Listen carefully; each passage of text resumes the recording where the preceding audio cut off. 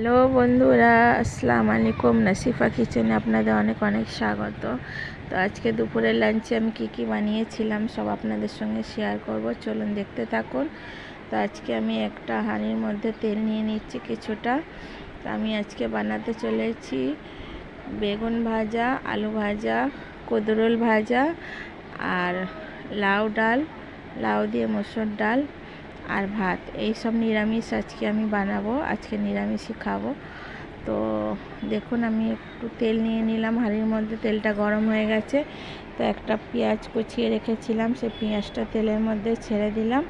পেঁয়াজটা হালকা লাল করে নেবো। আর এই দেখুন, লাউটা কিছুটা কেটে আমি ধুয়ে পরিষ্কার করে রেখেছি। আর আমি ডাল নিয়ে নিচ্ছি, মসুর ডাল 1.5 কাপের মতো। একটু পাতলাই রাখবো, বেশি গাঢ় গাঢ় করবো না। তো এই ডালটা নিয়ে নিলাম। আর এদিকে দেখুন আমার পেঁয়াজটা লাল হয়ে এসছে। তো এবার দিয়ে দিচ্ছি 1 চামচের মতো আদা রসুন বাটা। তো আদা রসুনটা পেঁয়াজের সঙ্গে ভালো করে আমি একটু ভেজে নেব। তারপরে দিয়ে দেবো রোজকে যে গুঁড়ো মশলাগুলো ডালি, সেই গুঁড়ো মশলাগুলোই দেবো। তো দেখুন, দিয়ে দিয়েছি একটু ধনে গুঁড়ো, একটু জিরে গুঁড়ো, হলুদ গুঁড়ো, লঙ্কা গুঁড়ো আর স্বাদ মতো লবণ। তো এইভাবে লঙ্কা মশলা সবগুলো দিয়ে আমি এবার একটু মশলাটা কষিয়ে নেব। আর অল্প একটুখানি ওই মশলার বাটিটা ধুয়ে অল্প একটু জল দিয়ে দিচ্ছি, যাতে মশলাটা নিচে লেগে না যায়। তো দেখুন, আমার গলার আওয়াজটা একটু চেঞ্জ মনে হচ্ছে, একটু ঠান্ডা লেগেছে বলে আওয়াজটা এরকম বের হচ্ছে।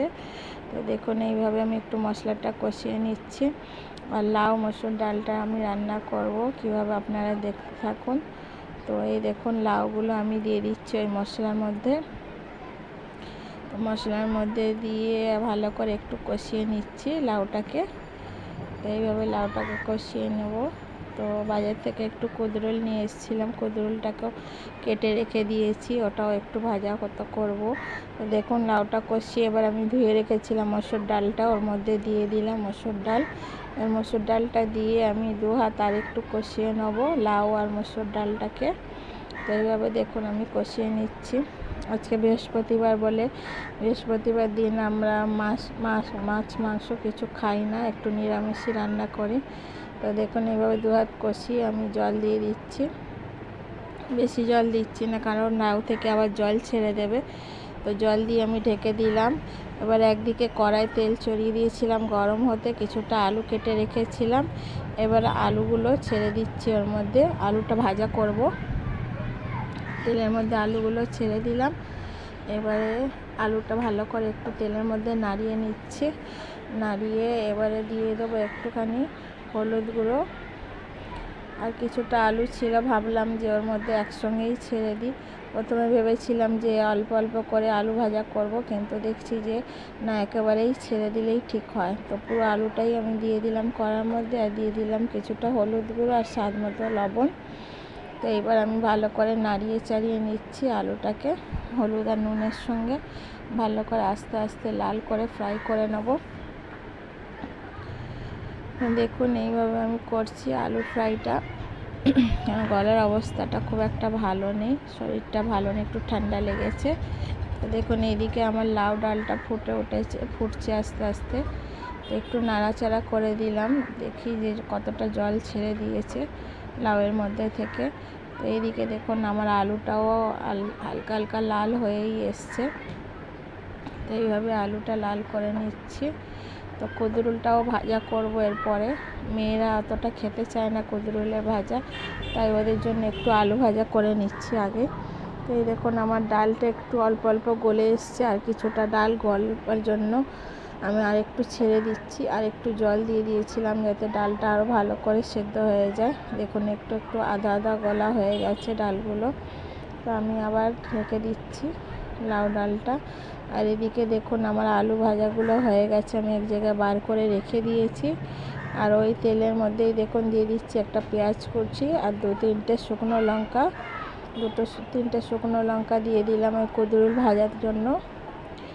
তো এইভাবে দেখুন, পেঁয়াজটা আমি বেশি লাল করছি না, ওর মধ্যেই কুদরুলটা ছেড়ে দেবো, কারণ কুদরুলের সঙ্গে পেঁয়াজটা লাল হয়ে যাবে। তো এই দেখুন, কুদরুলগুলো কেটে রেখেছিলাম, 250-র মতো কুদরুল ছিল। আপনারা কি বলেন এটাকে, আমরা জানি না, আমি জানি না। তো এখন আমরা কুদরুলি বলে থাকি। এইভাবে পেঁয়াজের মধ্যে আমি কুদরুলগুলো ভালো করে নাড়াচাড়া করে রেখে দিচ্ছি। আস্তে আস্তে অল্প আঁচ করে রেখেছি যাতে আস্তে আস্তে কুদরুলগুলো লাল হয়ে যায়, ভাজা ভাজা হয়ে যায়। তো দিয়ে দিলাম একটু হলুদ গুঁড়ো আর একটু স্বাদ মতো লবণ।